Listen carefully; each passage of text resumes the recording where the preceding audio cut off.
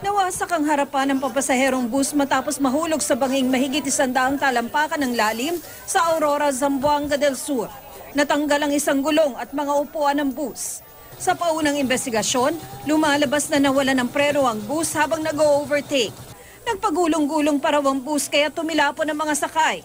Isang senior citizen ang namatay. Nakuha ang katawan ni Rogelio Alajenio ilang metro mula sa pinangyarihan ng insidente. Hindi naman bababa sa 20 ang nasugatan. Kabilang na ang driver na si Andres Bacaling. Wala pa siyang pahayag. Nagtulong-tulong ang mga nakatira sa lugar para makuha ang mga biktima. Naialis na ang bus sa lugar. Inaalam pa ang posibleng pananagutan ng driver ng bus sa nangyari. Tina Panganiban Perez, Nahatuto, 24 Oras. Okay. Oh my God.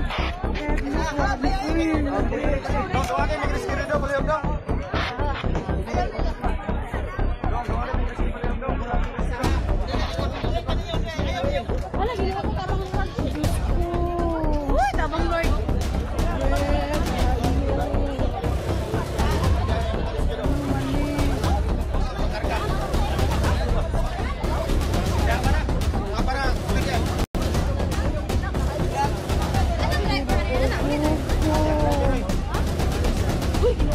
Nasa tumulong ang driver tayo? Ha? May driver na? Ambot ko, malakaw mo.